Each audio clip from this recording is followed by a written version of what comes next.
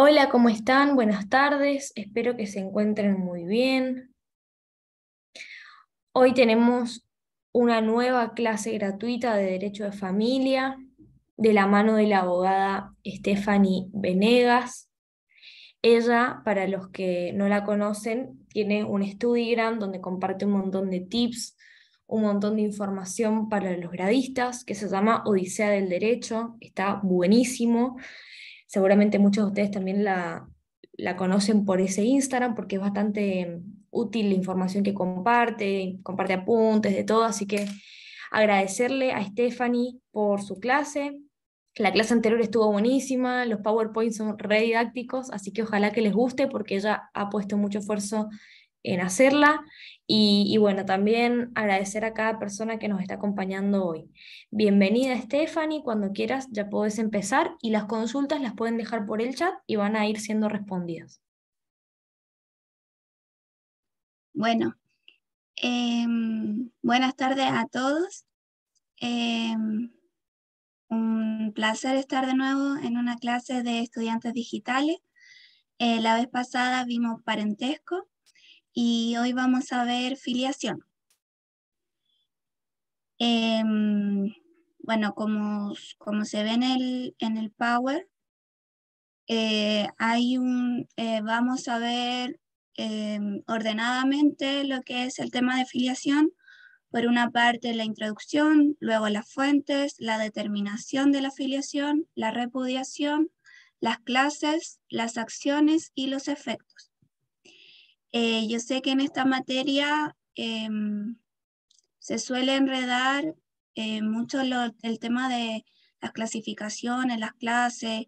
Hay autores que se ponen bien ingeniosos para estos temas, así que espero que mi PowerPoint y mi apunte esté de una forma ordenada que todos podamos entender. Y hacer la clase lo más, eh, ¿cómo se dice?, precisa posible, ya que como les dije en la clase pasada, mi intención es que ustedes puedan pasar con éxito el examen de grado. Bueno, empezamos. Bueno, siempre hay que empezar con un concepto. El concepto en este caso dice que la filiación es la relación de descendencia entre dos personas, una de las cuales es padre o madre de la otra. Y según la RAE, es la procedencia de los hijos respecto de los padres. Hoy, por la ley 21.400 del matrimonio igualitario, que ustedes recordarán que vimos también en la clase de parentesco, eh, tenemos que considerar que los padres y las madres de una persona son sus progenitores respecto de los cuales se ha determinado una relación de filiación y se entenderán como tales a su madre y o padre, sus dos madres o sus dos padres. ¿Ok?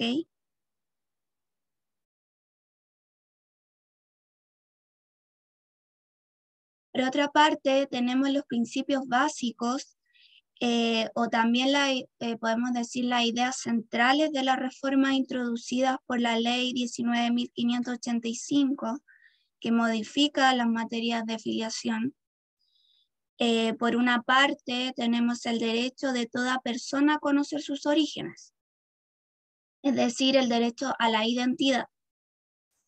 Toda persona tiene derecho a saber quiénes son sus padres. Para ello, la ley asegura una amplia investigación de la paternidad y de la maternidad. Por otra parte, la igualdad de todos los hijos, de modo que estos no sean discriminados cualquiera sea la circunstancia de su nacimiento, ya sea dentro del matrimonio o fuera de este. Todos los hijos hoy en día son iguales ante la ley y tienen los mismos derechos. Ya dejamos en el pasado el tema de los hijos legítimos e ilegítimos. Luego tenemos el principio de supremacía del interés superior del niño, lo cual supone considerar al niño o niña como sujeto de derecho. Se debe procurar su mayor realización espiritual y material posible, guiarlo en el ejercicio de sus derechos esenciales conforme a su edad y desarrollo. el Estado y sus órganos deben garantizar estos derechos. Esto también hace referencia a lo que el juez en los casos de juicio de filiación o de otro, en verdad, respecto de los hijos de los menores, siempre tiene que velar por el interés superior del niño.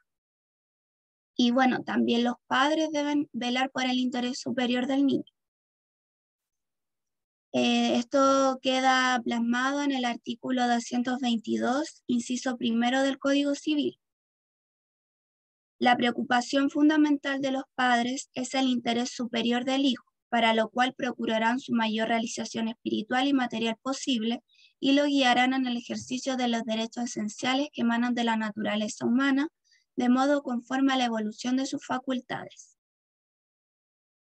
Esto también no solamente se vela en nuestra legislación, sino también en la Convención de los Derechos del Niño, en su artículo 7 y 8, lo pueden revisar y ahí también pueden encontrar algún tipo de definición.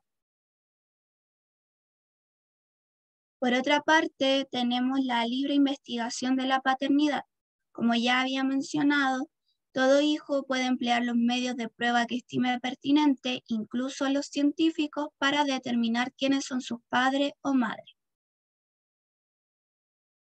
Bueno, esos serían los principios. La filiación puede tener variadas fuentes, o sea, se puede originar por una parte por hechos jurídicos, que nos referimos a la concepción o al nacimiento del hijo o hija, por ley, cuando se determina la filiación en base a ciertos presupuestos, ejemplo, la presunción de paternidad de los hijos nacidos dentro del matrimonio o dentro de un acuerdo de unión civil. Recordemos que también ahora existe el acuerdo de unión civil. Por otra parte, puede ser a voluntad, cuando hay un reconocimiento voluntario que hacen los padres y madres sobre el hijo. Y también por sentencia judicial, esto es en el caso de que el tribunal declara la paternidad o la maternidad, conocida en un juicio de filiación.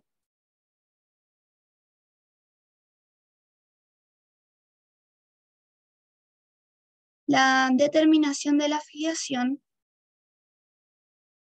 tenemos su fundamento en, como les mencionaba anteriormente, en la Convención sobre los Derechos del Niño, en sus artículos 7 y 8, que consagran la identidad de este, diciendo que el derecho del menor para que se establezca consagra el derecho a la identidad. Esto es, el derecho del menor para que se establezca su pertenencia a una determinada familia, aun en el caso que uno o ambos progenitores se negaren a ello. Y podemos clasificar primero en la determinación de la maternidad, luego en la determinación de la filiación matrimonial y luego en la determinación de la filiación no matrimonial. La determinación de la maternidad se divide en tres formas. Una, por el parto; dos, por el reconocimiento de la madre; y tres, por la sentencia judicial firme recaída en juicio de filiación. Vamos a ver que por el parto estamos hablando del artículo 183, 183 del Código Civil. La madre que ha parido queda determinada su maternidad al momento que ha parido, como se dice. Cuando conste el hecho del parto, la identidad del hijo y de la mujer que lo ha dado a luz en las partidas del registro civil. Y aquí se tiene que dar efectivamente que es esta la mujer que ha parido y es este el hijo que nace del parto. Para que esto conste en las partidas se debe llevar el certificado de la matrona o del médico que asistió al parto o bien la declaración de dos testigos conocidos. La determinación de la maternidad por parto queda determinada por el solo efecto de la ley y no requiere el consentimiento de la mujer. Por otra parte, tenemos que la determinación de la maternidad sea por el reconocimiento de la madre. Esto no es tan usual, pero igualmente se puede dar, donde haya una declaración voluntaria de la madre de que el menor sea su hijo. Y por otra parte, como ya había mencionado, una sentencia que recaiga en un juicio de filiación.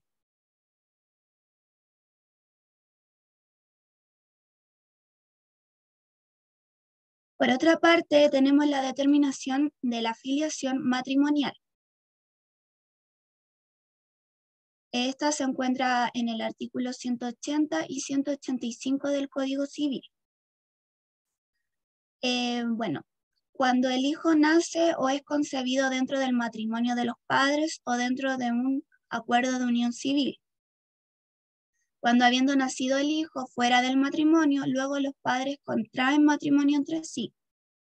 Los padres reconocen un hijo dentro del matrimonio o del acuerdo de unión civil. Y la sentencia dictada en un juicio de filiación lo establezca así.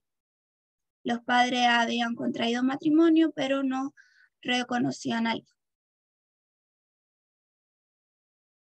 En este caso se trata la presunción de la paternidad, la cual está en el artículo 184 del Código Civil. Es una presunción simplemente legal y también opera dentro del acuerdo de unión civil. Y ahí lo pueden ver en el PowerPoint.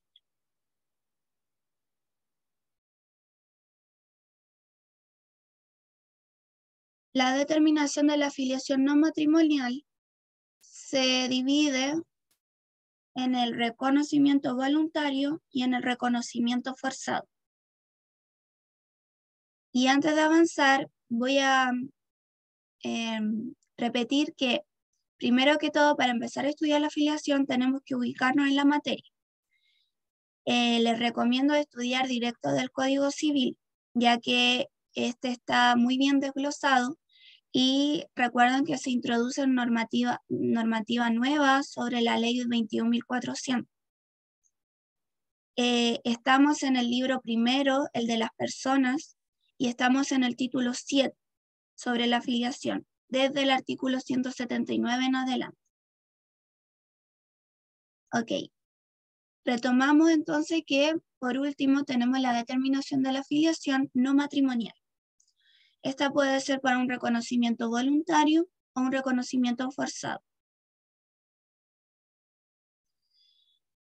El reconocimiento voluntario es un acto jurídico de familia por medio del cual una persona afirma ser padre o madre de otra cuya paternidad o maternidad no se encuentra determinada y que, cumpliendo con los requisitos y formas que prescribe la ley, tiene la eficacia de determinar la paternidad o maternidad.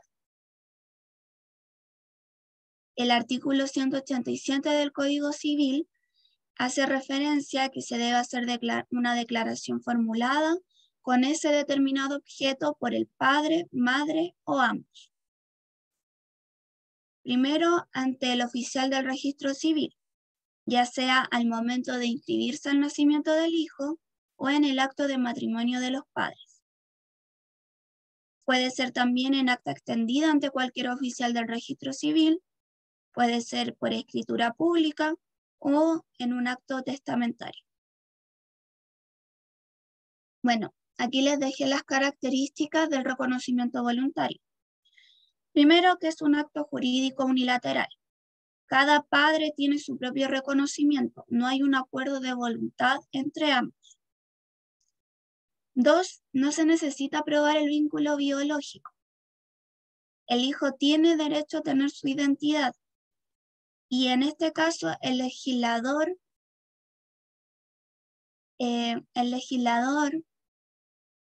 encuentra más importante que ese hijo tenga un reconocimiento de un padre a que ese reconocimiento sea del padre biológico. privilegia que el menor tenga un padre o una madre. Y si alguien voluntariamente reconoce al menor, aun cuando no es hijo biológico, el legislador prevalece eso, ya sea por el principio de la identidad de la persona. Tercero, es un acto de familia, donde se privilegian las normas de orden público. Se ve muy limitada la autonomía de la voluntad en este caso, como ya habíamos visto también en las características del parentesco, y no se puede sujetar a modalidad. Es un acto jurídico solemne, por escritura pública o acto testamentario ante el registro civil. Es un acto personalísimo, no se puede reconocer por parte de un incapaz absoluto. Los incapaces relativos sí pueden reconocer por sí solos, no necesariamente actuando autorizados o representados, se les mira como capaces. Y por otra parte, no se puede reconocer voluntariamente a quien ya tenga una afiliación determinada.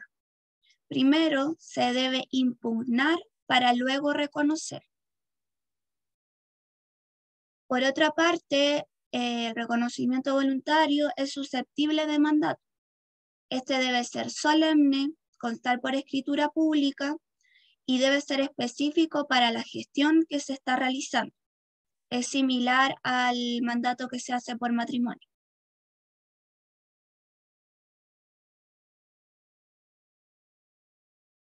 Por otra parte, tenemos el reconocimiento forzado.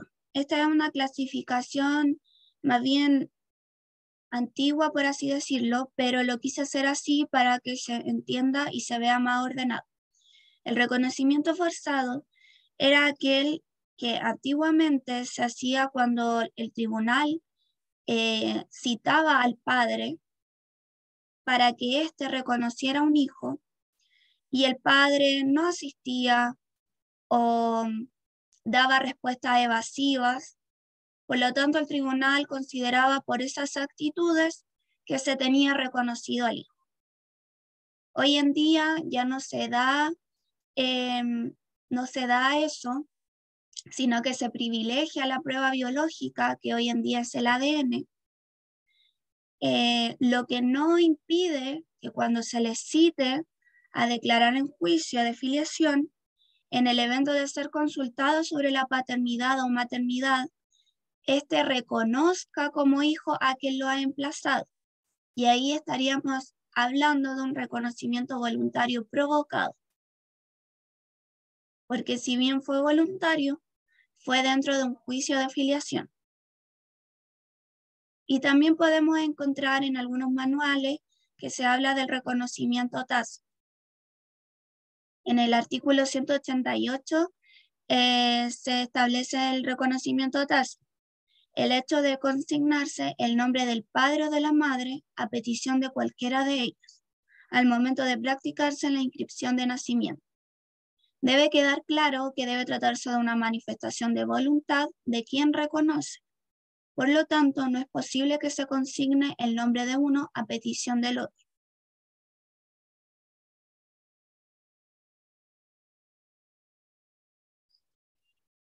Y bueno, como ya les había comentado, también tenemos que tener en consideración la Ley 21.400, la cual fue promulgada el año pasado, 2021.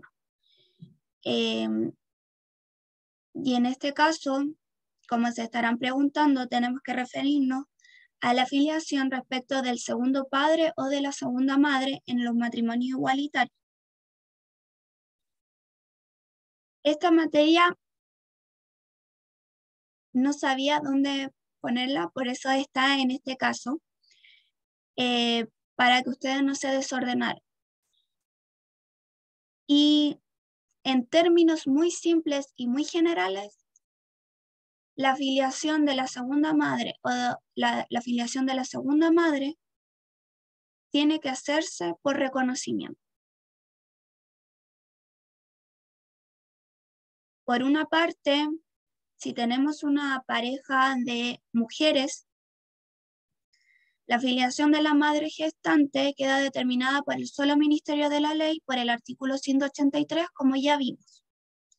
Y en cuanto a la madre no gestante o segunda madre, quedará determinada su filiación por el reconocimiento que ésta haga del menor, de conformidad a los mismos artículos del 186 y 187 del Código Civil.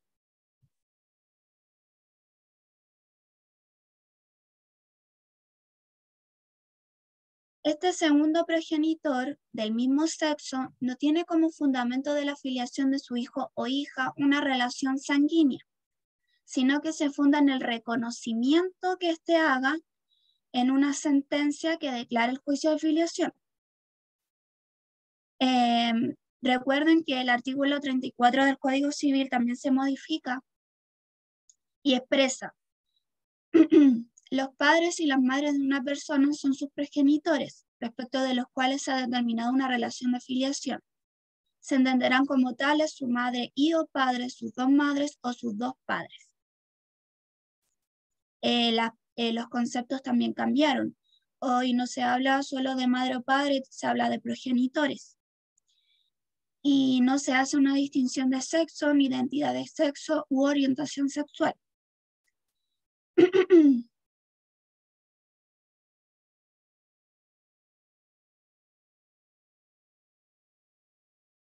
En el caso de que se dé la filiación entre dos madres, o sea, la filiación entre dos personas del mismo sexo, en este caso mujeres,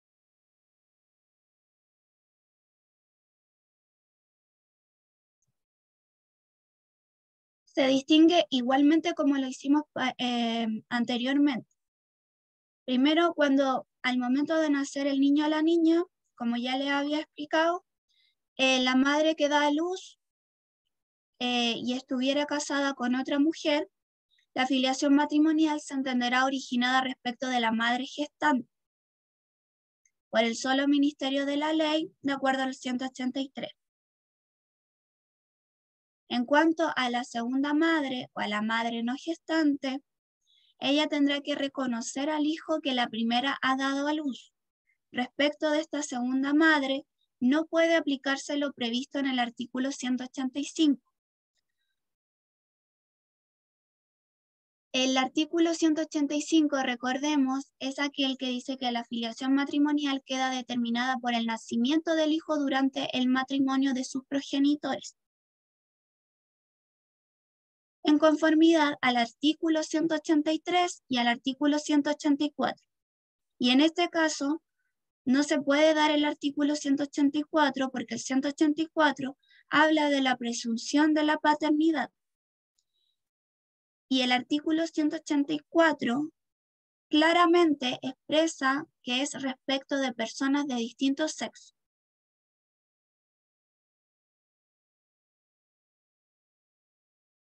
Por lo tanto, el 183 no opera porque solamente se refiere a la madre gestante, y el 184 porque esta norma se refiere solo al padre en el caso de un matrimonio de personas de distintos sexos. Entonces, se da una situación anómala, por así decirlo, en que por una parte el hijo tendría filiación matrimonial respecto de su madre gestante y por otra no sería una filiación no matrimonial respecto de la segunda madre que lo ha reconocido.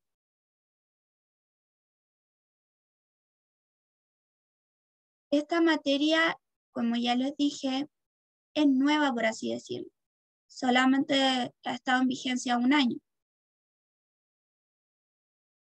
Les recomiendo estudiar de los manuales que se han actualizado con la ley 21.400, porque igual cambia la noción de varias materias, sobre todo las materias que yo ya les había presentado, en parentesco y aquí en filiación.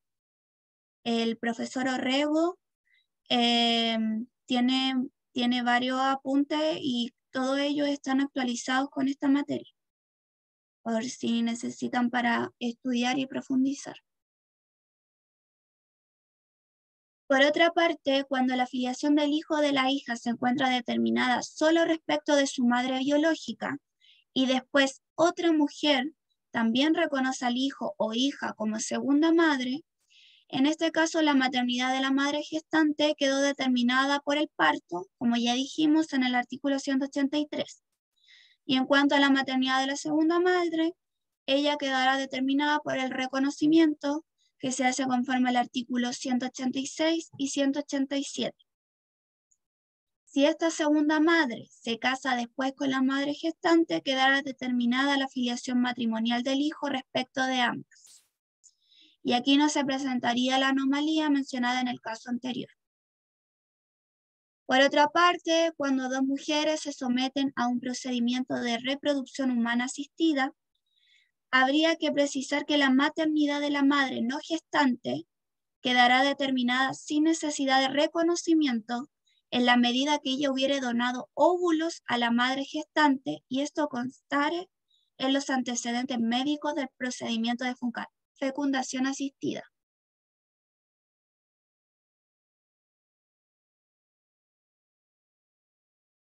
Por lo tanto, en este caso opera el artículo 182 que ya veremos más adelante.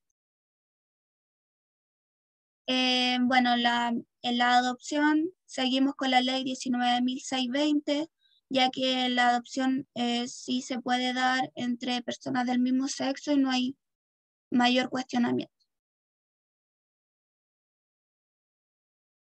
A su vez, una persona podría tener dos padres, uno cuando el hijo o hija se encuentra reconocido solo por su padre y después otro varón también reconoce al hijo o hija como segundo padre. También hay un reconocimiento de acuerdo al artículo 186 y 187. Que anda un poco. No hay mayor diferencia en cuanto a lo que ya habíamos hablado. También la adopción entre hombres, entre parejas hombres, tampoco hay mayor discusión. Y eso. Entonces les plasmé esta idea al término de la determinación de la filiación para que no se enredara. Pero obviamente esta materia hay que ir incorporándola, por una parte la de la mujer cuando es por el parto y por otra la del hombre cuando es de la paternidad. Siguiendo con la estructura, luego de ver la determinación de la filiación, es necesario ver lo contrario, que en este caso sería la repudiación de la filiación. La repudiación de la filiación la encontramos en el artículo 191 del Código Civil. La repudiación es el acto jurídico unilateral de familia por medio del cual la persona que ha sido reconocida rechaza el reconocimiento de quien dice ser su padre o madre. Esta repudiación es un acto jurídico unilateral.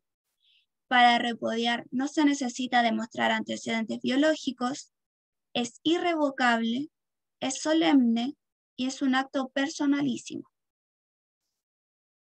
Personas que pueden repudiar. Y aquí le dejo los casos en cada situación.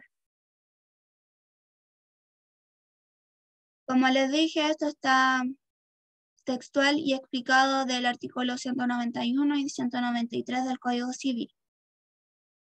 Y más que nada se diferencia entre los plazos. Plazo de 1 año, desde cuándo empieza a contar, etc. Importante decir que no se puede repudiar la filiación cuando el hijo aceptó el reconocimiento o ha ejecutado cualquier acto donde él se asume como hijo de. ¿Ok? Y por otra parte, la repudiación priva retroactivamente de todos los derechos de la filiación.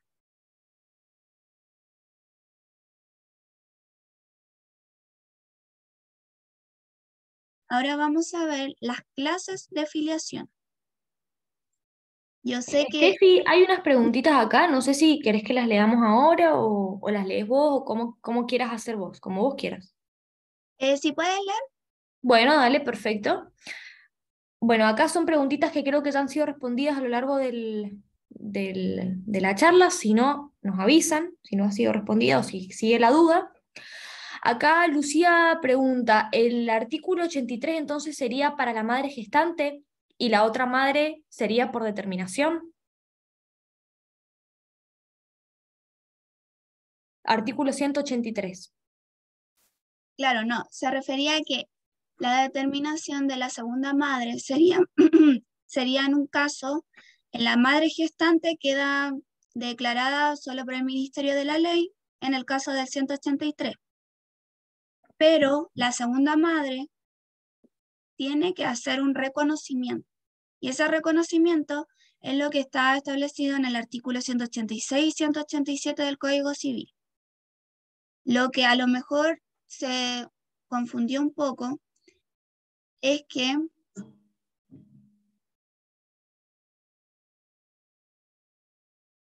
el, el, lo que no se puede, porque hay un reconocimiento, porque el artículo 185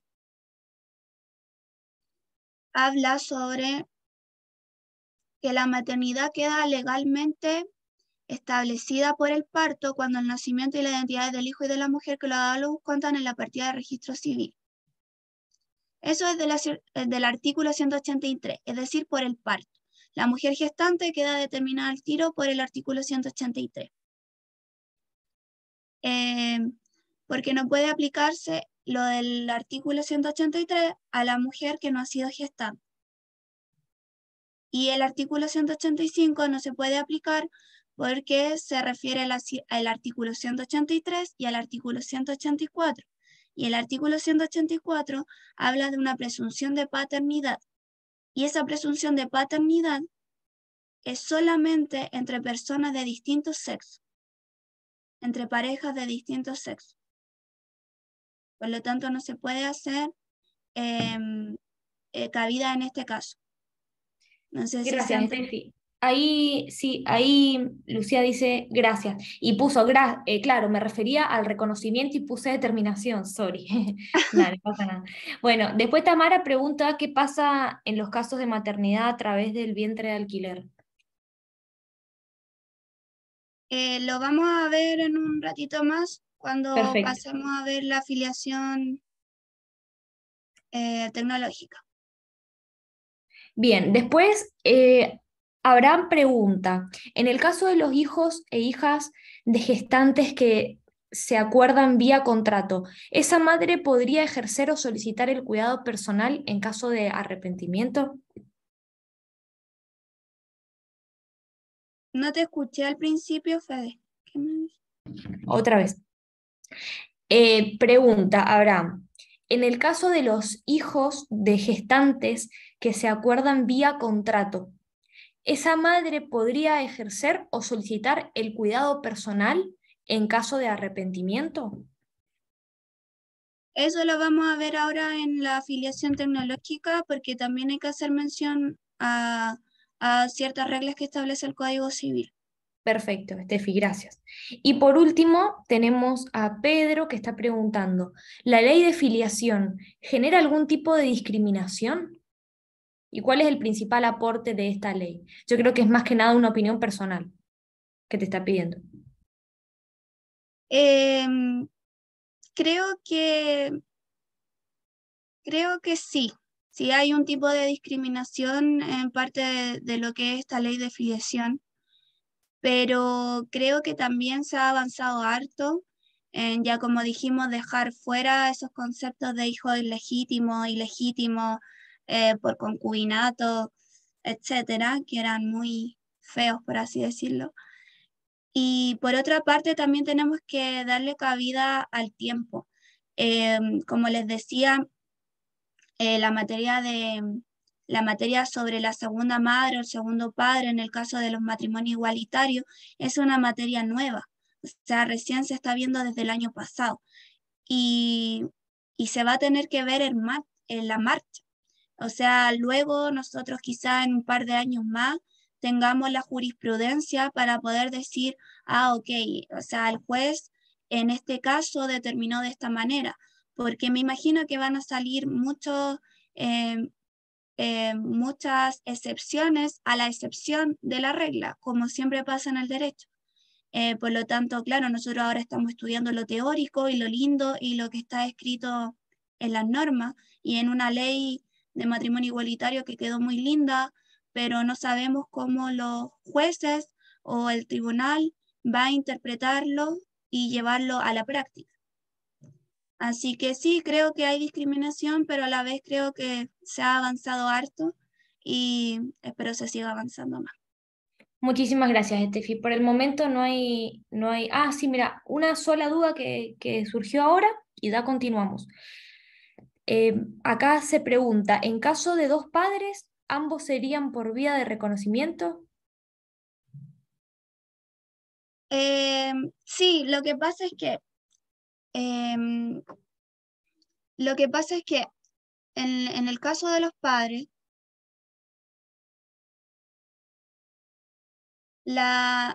se hace una distinción en que si uno de los padres, uno de los hombres, tuvo al hijo y lo reconoció, o sea, es su padre biológico, claramente el otro tendría que ser por reconocimiento. Pero ahí entramos en el tema de la subrogación de vientre, la cual no está regulada en nuestra legislación. Por lo tanto, no corresponde.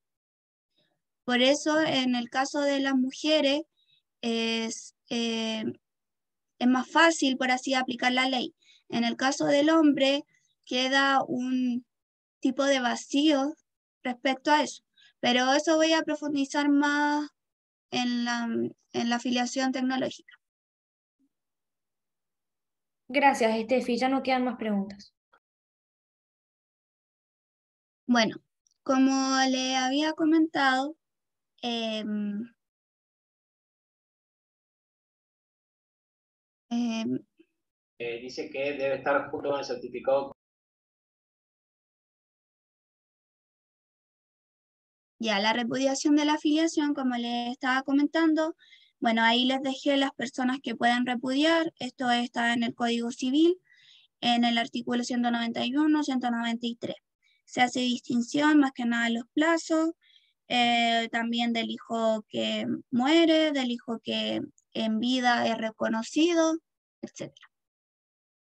Y como les dije, lo más importante a mencionar es que no se puede repudiar la afiliación cuando el hijo aceptó el reconocimiento o ha ejecutado cualquier acto donde él se asume como hijo de, y la repudiación priva retroactivamente de todos los derechos de filiación. Entramos a las clases de filiación. En este caso, yo sé que hay variados manuales en que lo abordan de forma diferente, pero al final todo es lo mismo y solamente importa que ustedes lo entiendan y cómo sea la forma más fácil de estudiarlo para ustedes. Yo lo separé así. Una parte la afiliación por naturaleza y por otra la afiliación adoptiva. ¿Ya? Y la afiliación por naturaleza, a su vez, se divide en determinada y no determinada. Es determinada cuando corresponde a aquella afiliación donde hay un reconocimiento formal jurídico de ambos padres o al menos de uno de ellos. Puede ser la afiliación matrimonial, la afiliación no matrimonial o la afiliación tecnológica. La afiliación matrimonial ya la vimos, la afiliación no matrimonial ya la vimos y la afiliación tecnológica la vamos a ver ahora. Y por otra parte, la no determinada es el hijo que jurídicamente no tiene vínculo con padre o madre. Es aquel hijo que nadie lo ha reconocido. Sabemos que claramente tuvo una madre o un padre, pero no sabemos jurídicamente quiénes son ese padre o madre. En este caso se da los abandonos, ya sea en el hospital, en la iglesia, cename, etc. La filiación adoptiva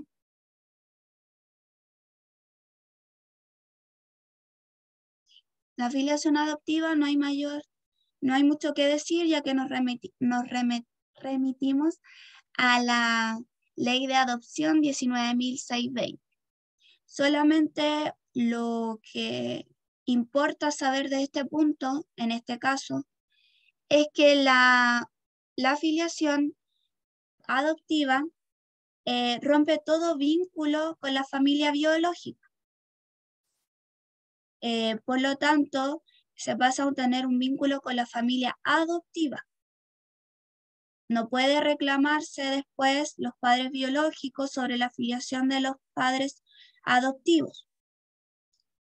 Y solamente se mantiene una materia, el vínculo, que es como obvio, que es en el caso de los impedimentos para contraer matrimonio. Ahí se mantiene el vínculo con la familia biológica, por lo tanto, el adoptado no puede casarse con su madre biológica, no puede contraer, o sea, con su madre biológica, exacto, porque es hijo, bueno, también se puede con el mismo sexo, con su hermano, hermana, etc. Eso se mantiene, como ustedes lo habrán visto en la clase de matrimonio. Y también se agregan estos impedimentos a la familia adoptiva. ¿Ok? Lo hice de esa manera para que se viera ordenado. Ahora voy a irme a la... perdón.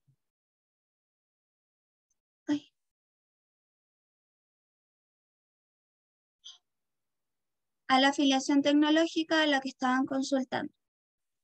La afiliación tecnológica se trata de aquella que tiene el hijo concebido mediante la aplicación de técnicas de reproducción humana asistida. Hay dos reglas que establece el Código Civil. En el artículo 282, primero que la filiación del hijo que nazca por aplicación de técnica de reproducción humana asistida quedará determinada respecto de las dos personas que se hayan sometido a ellas. Esto también se modifica a partir de la ley 21.400, porque antes el Código Civil en este artículo se remitía a la mujer y al hombre. Y esto, bueno, ahora estamos hablando de dos personas. Pueden ser dos mujeres, dos hombres, pero ahí vamos a ver que no se podría en sí en dos hombres. Pero bueno, quedará determinada respecto de las dos personas que se hayan sometido a ella. Es decir, la persona que haya donado sus óvulos y sus espermios. ¿Ok? Por lo tanto, el hijo que nazca por aplicación de las menciones técnicas podrán tener dos madres cuando ambas estén casadas entre sí y una fuere la madre gestante y la otra la madre donante de óvulos. El hijo tendrá filiación matrimonial respecto de ambas madres. Por otra parte, no podrá impugnarse la filiación determinada de acuerdo a la regla precedente por aquellos que se sometieron a las técnicas de reproducción asistida, ni reclamarse una distinta por terceros. Y aquí va la pregunta que habían hecho, creo, que en el caso, por ejemplo, de un tercero que alegue haber donado los espermios que permitieron la fecundación, o la tercera que alegue haber donado óvulos para la gestación, no pueden reclamar de la filiación. Solo las personas que se hayan sometido a ellas. Por eso, una parte puede ser la madre gestante, es decir, la que va a parir al hijo, y por otro, la madre no gestante, ella puede haber donado óvulos, por lo tanto, las dos quedarán en la misma calidad de filiación respecto del hijo. En el caso de...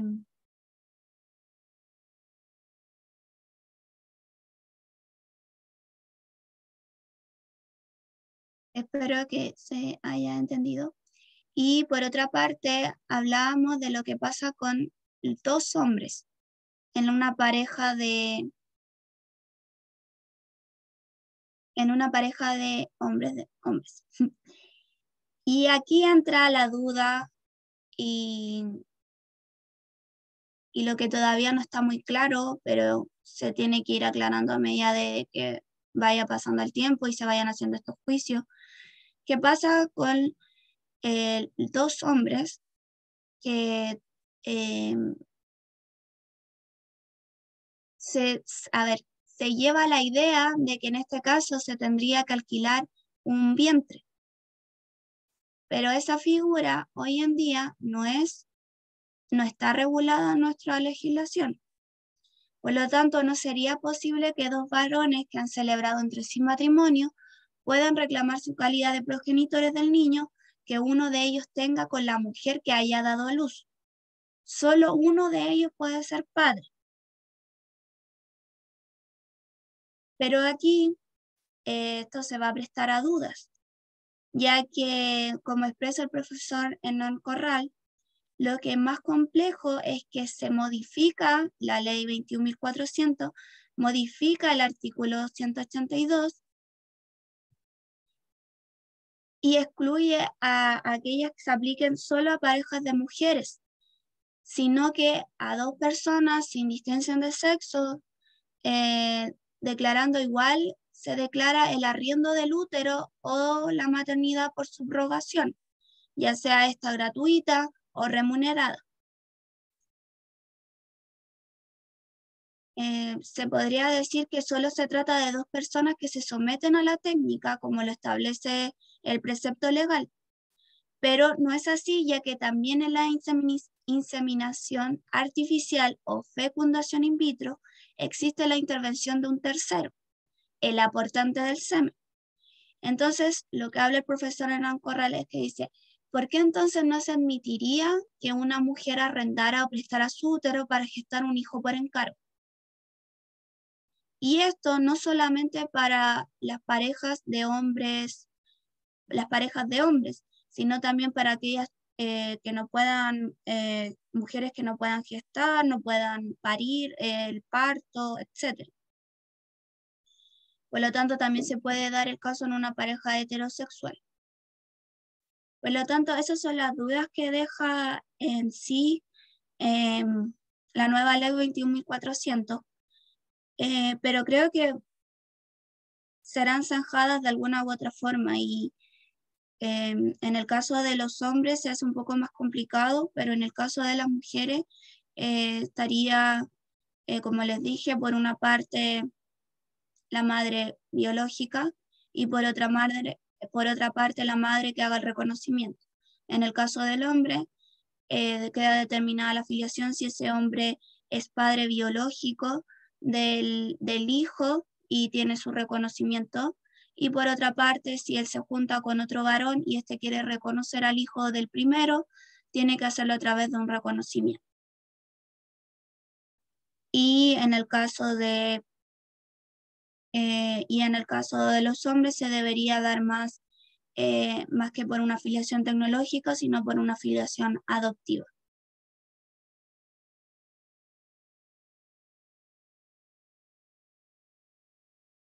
No sé si queda alguna duda respecto a la filiación tecnológica. Acá, a ver, tenemos dos preguntitas. Oscar pregunta, ¿dónde queda el registro de una persona, perdón, dónde queda el registro que una persona tuvo con su familia biológica? Y después tenemos una preguntita más de Tamara. La verdad no entendí la pregunta. Creo entender que es por el tema de la adopción. De última, si Oscar podría tal vez reformularla, estaría buenísimo. Quedamos pendientes. Porque Tamara claro, pregunta.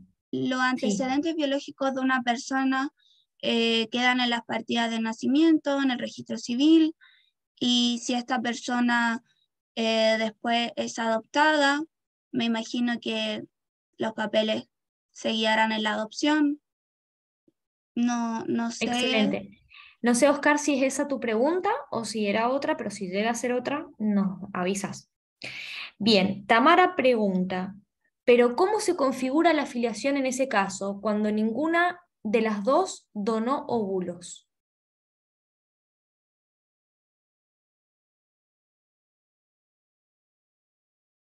Ninguna de las dos mujeres donó óvulos. Sí.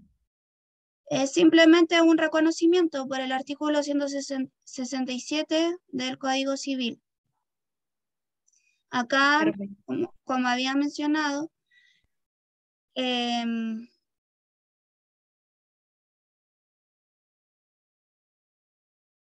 puede ser en el caso que cuando adopten a un menor, dos mujeres, en ese caso se va a lo que dice la ley sobre adopción.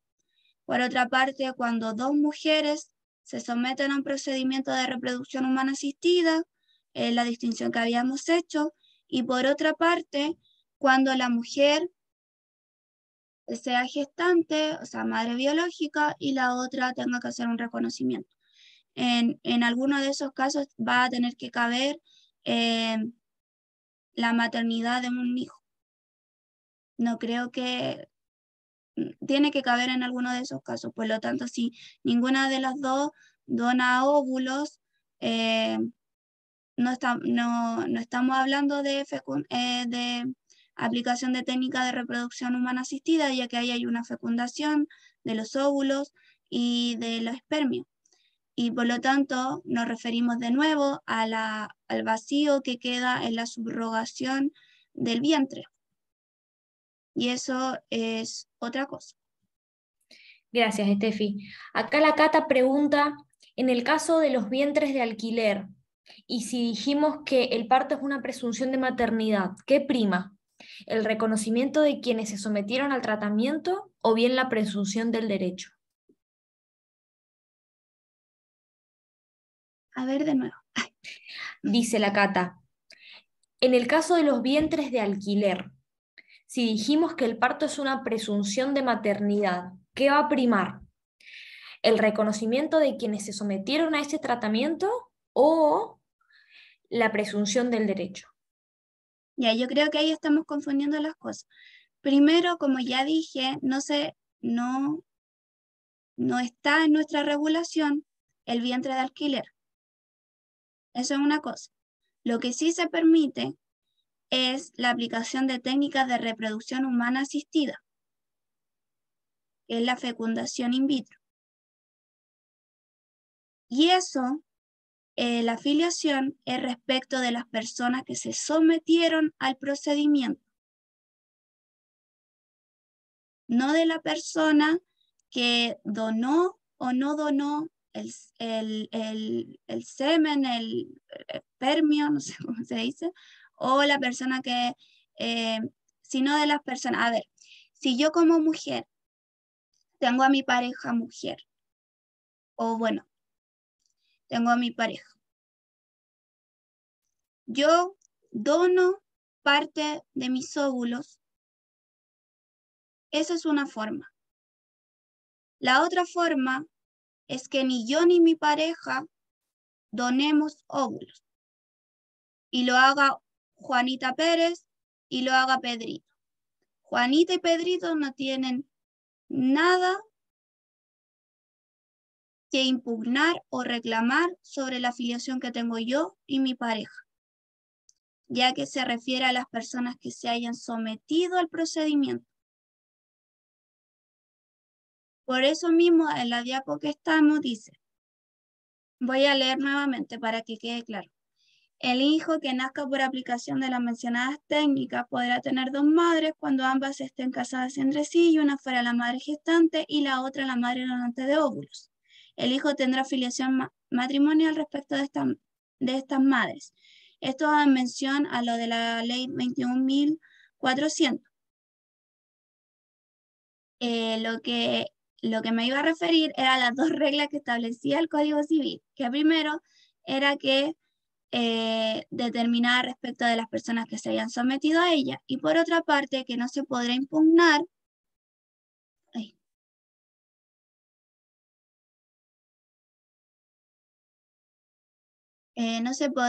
no podrá impugnarse la afiliación determinada de acuerdo a la regla precedente, es decir, lo que ya leí el número 1, por aquellos que se sometieron a las técnicas de reproducción asistida ni reclamarse una distinta por terceros.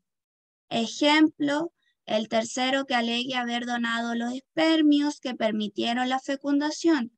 O la tercera persona que alegue haber donado los óvulos para la gestación.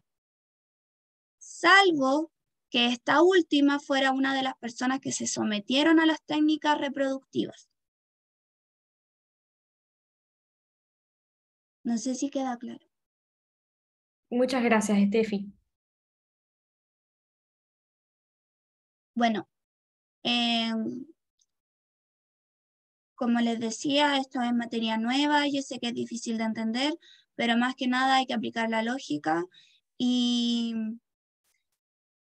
entender de qué manera se pueden dar las situaciones. Ahora vamos a ver la penúltima materia, que sería los tipos de acciones.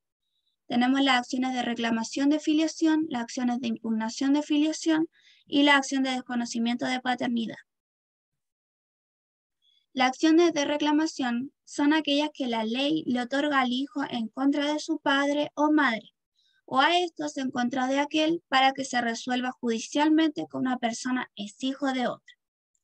Acción de reclamación de filiación matrimonial está en el artículo 204 y la acción de reclamación de filiación no matrimonial se encuentra en el artículo 205.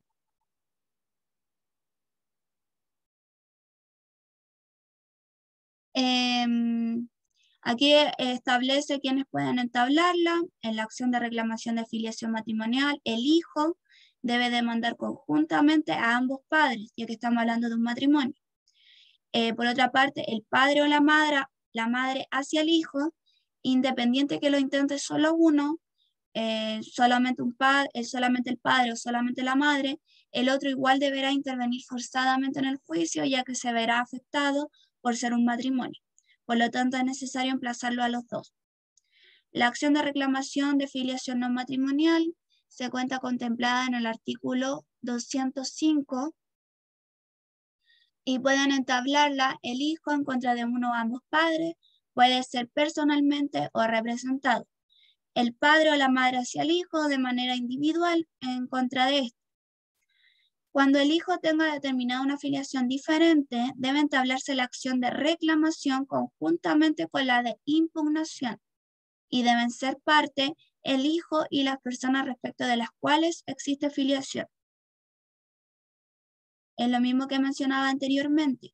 Una persona con una filiación determinada, primero se debe reclamar y después impugnar.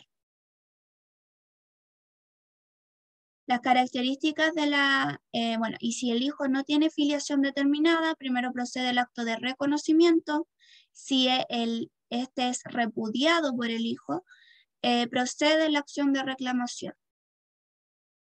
Las características de la acción de reclamación, esta es imprescriptible, irrenunciable, personalísima, se tramita en juicio de filiación ante los tribunales de familia en un procedimiento ordinario. Lo importante en este caso se hace mención a la prueba.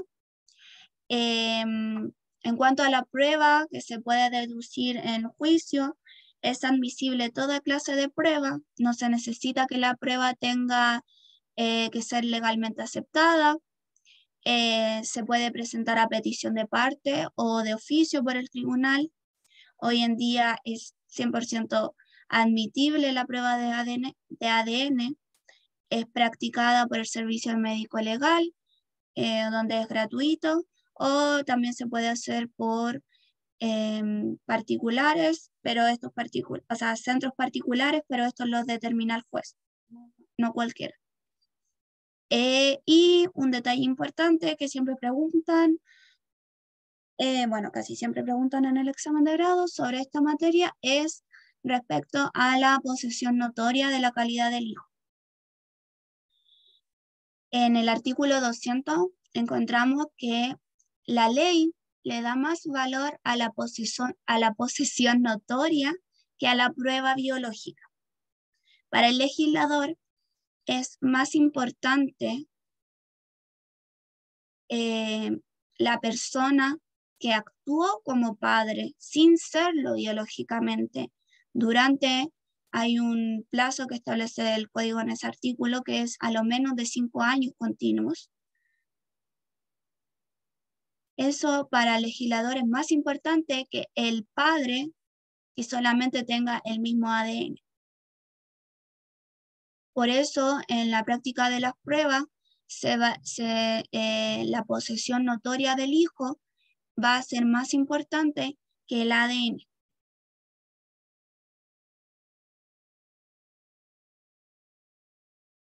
Bueno, como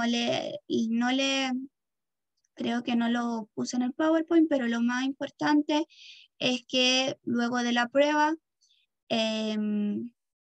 tenemos el artículo 203, también hablamos de los alimentos provisionales en el artículo 209, que el juez puede decretar alimentos provisionales reclamada la afiliación en los términos del artículo 327.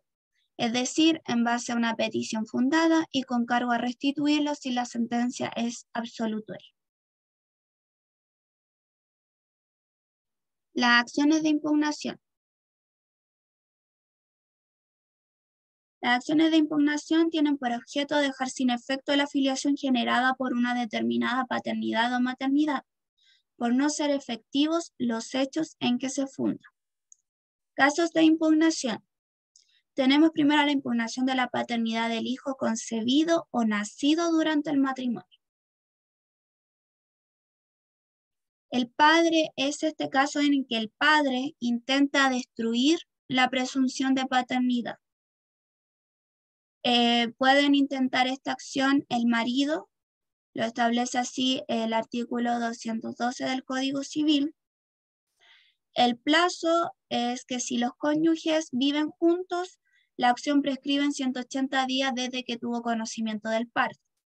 Si viven separados de hecho, 1 año desde que tuvo conocimiento del parto. También pueden intentar esta acción los herederos del marido. Si el marido muere, habiendo todavía plazo para intentar la acción, los herederos podrán intentarla teniendo el plazo que les resta.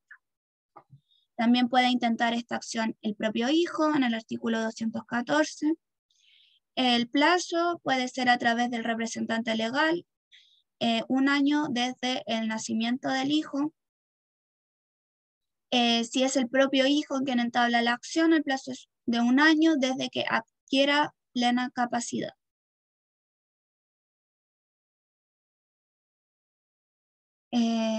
Luego tenemos la impugnación de la paternidad determinada por reconocimiento. El padre que reconoce al hijo no puede impugnar su propia paternidad. Recordar que el reconocimiento es un acto jurídico irrevocable. Lo que sí se puede entablar es una acción de nulidad respecto del reconocimiento, cuando el reconocimiento ha sido viciado, es decir, ha existido fuerza y también el plazo es como de 1 año, a partir de que haya cesado el vicio. Pueden entablar la acción el hijo reconocido por su padre, toda persona que pruebe interés actual en la impugnación, es decir, toda persona que tenga un interés patrimonial económico del plazo de 1 año desde que se tuvo ese interés. Este interés casi siempre es un interés hereditario.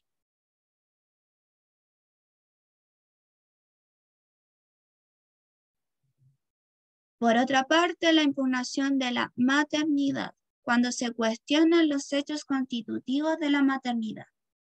Es decir, se cuestiona la existencia del parto, se entiende que hay un falso parto, o que el hijo sea producto de ese parto, es decir, la suplantación del hijo. En el caso, que ya conocemos, cuando hacen cambio de bebés en las clínicas, los hospitales, el robo de un hijo de otra persona, etc. Pueden entablar la acción el marido de la supuesta madre en el plazo de 1 año desde el nacimiento del hijo, la supuesta madre, plazo 1 año desde el nacimiento del hijo, Los verdaderos padre o madre, en este caso el legislador no establece que haya un plazo, porque se entabla conjunto con la impugnación y la reclamación. El verdadero hijo y toda persona que tenga afectados derechos sobre esta situación, que siempre son hereditarios.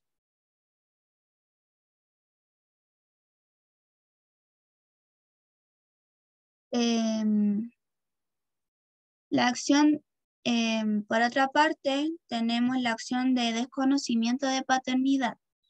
Yo lo clasifiqué así para que ustedes lo tuvieran más ordenado en su cabeza, pero la verdad es que hay muchos autores, y con justa razón, que entienden que la acción de desconocimiento de paternidad es una acción de impugnación. ¿Por qué? Porque el padre impugna al hijo que fue concebido antes del matrimonio, pero nace dentro del matrimonio. Lo que alega este padre es que ese menor no es su hijo. Por lo tanto, hay una presunción de paternidad. Este marido debe demostrar que al momento de contraer el matrimonio desconocía que su mujer estaba embarazada. Por lo tanto, más que una acción, entraría en un caso de impugnación. Pero se los puse así para que lo tuvieran más ordenado en su cabeza.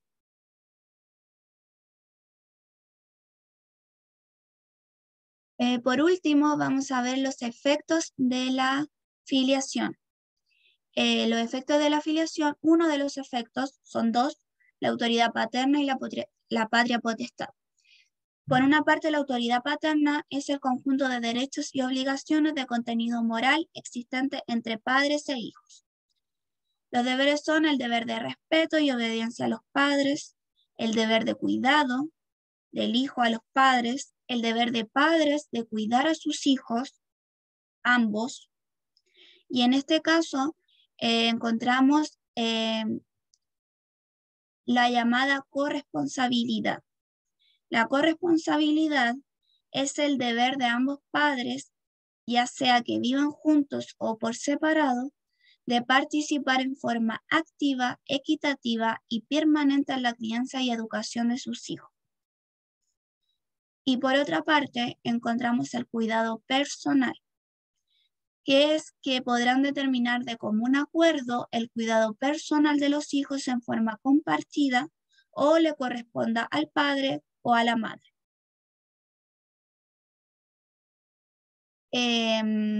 No hay acuerdo, se entiende por ley que el cuidado personal lo tiene el padre que vive con los hijos, el progenitor que vive con los hijos. Y por último, hay un deber de mantener con los hijos una relación directa y regular, el llamado derecho, el antiguo llamado derecho de visitas.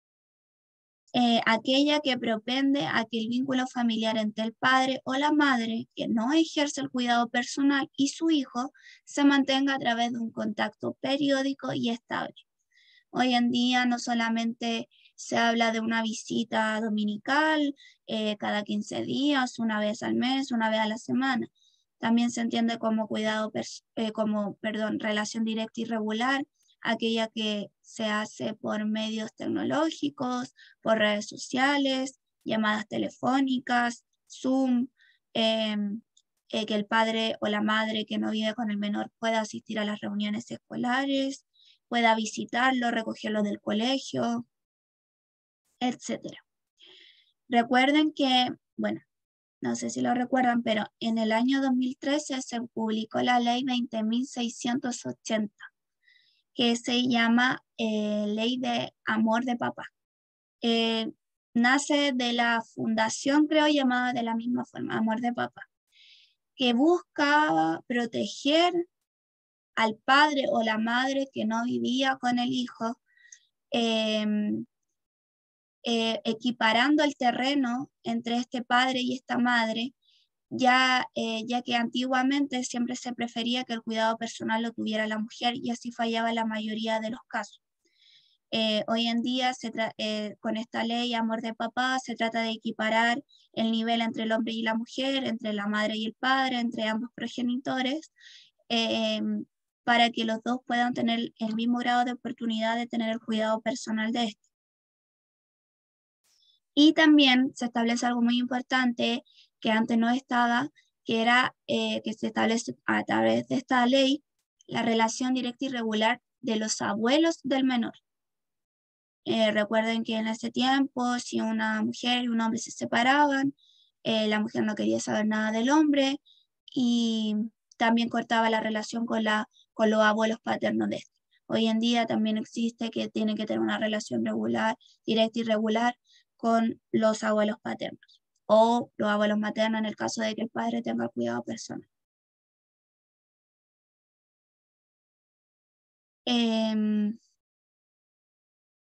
También tenemos el deber de crianza y educación. La educación se entiende en sentido amplio, formar al hijo para que logre el pleno desarrollo en las distintas etapas de su vida.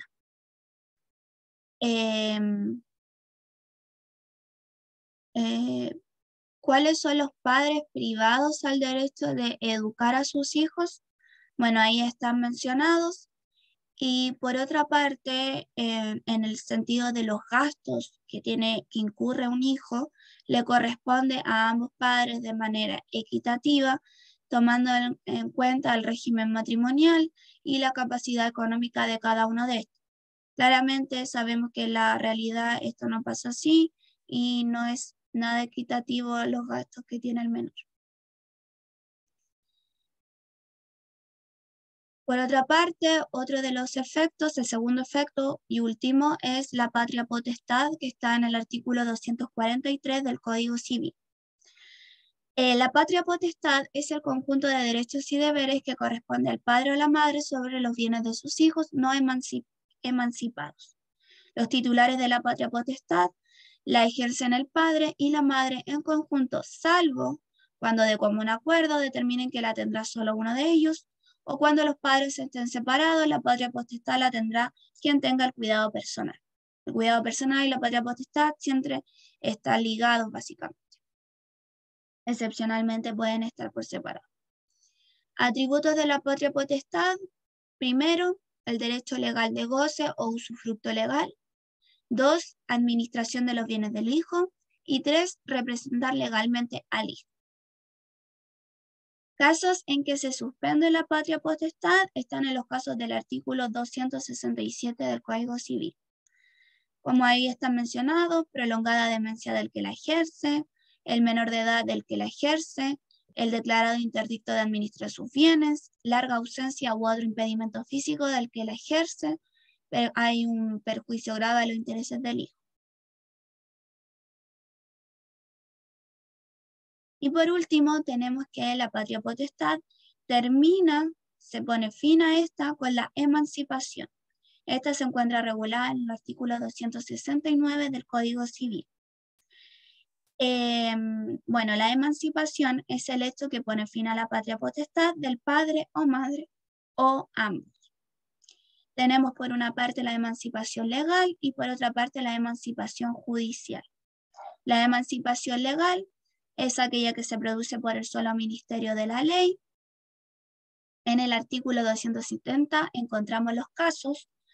Primero, la muerte del padre o madre, salvo que la ejerce el otro. El decreto de posesión provisoria definitiva de los bienes del padre o madre desaparecido, salvo que corresponda al otro. El matrimonio del hijo y la mayoría de edad del hijo, que es como el ejemplo común y silvestre que se debería dar cuando les preguntan emancipación legal. Y la emancipación judicial se produce por sentencia judicial en los casos del artículo 271. Padre o madre que maltrata habitualmente al hijo, salvo que corresponda ejercerla al otro.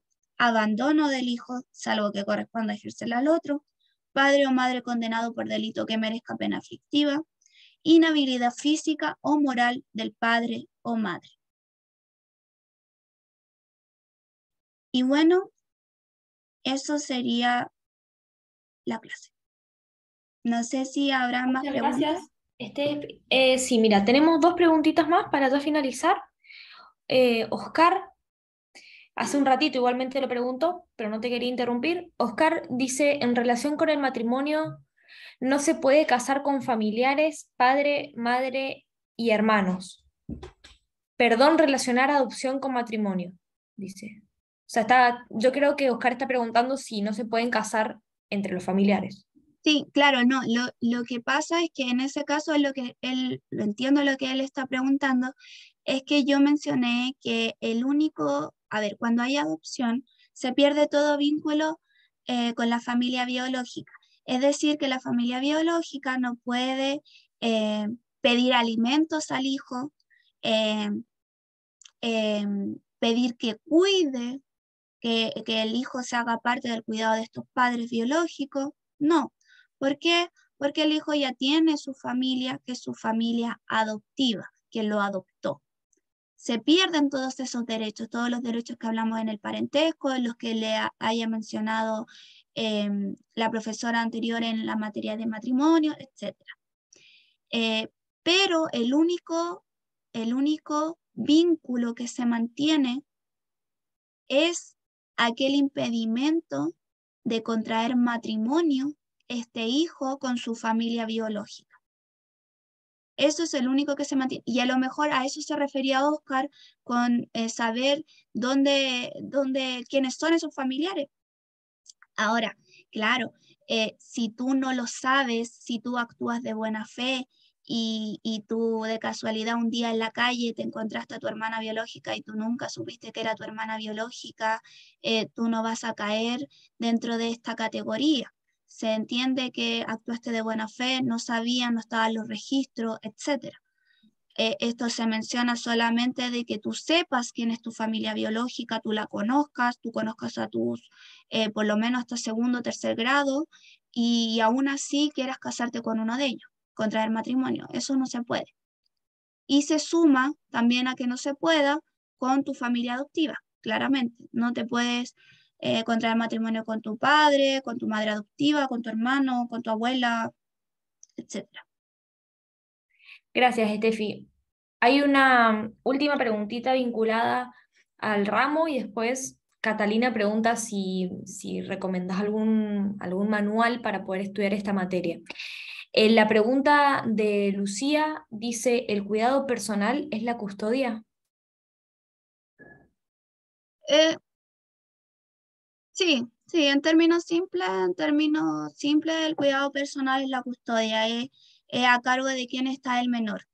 De por sí en el general de la familia, yo también soy de padres separados, no hay, no se hace, no se acude a tribunal para ver quién tiene el cuidado personal, simplemente se entiende que lo tiene la persona con quien vive el hijo.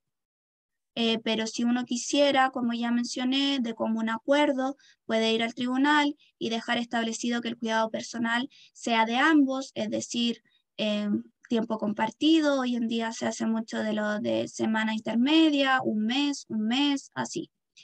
Pero sí, en teoría es la tuición que tiene el padre sobre el hijo, que siempre siempre se lleva con la patria potestad.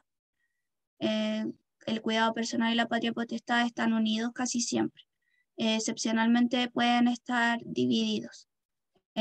Por lo mismo que estaba diciendo anteriormente, en que se puede suspender la patria potestad de ciertas personas, etc. Gracias, Estefi. Y por último, ya para finalizar, porque bueno, nos hemos pasado de la hora y Sí. no queremos abusar más de tu tiempo, la verdad que fue una excelente clase y te lo agradezco muchísimo.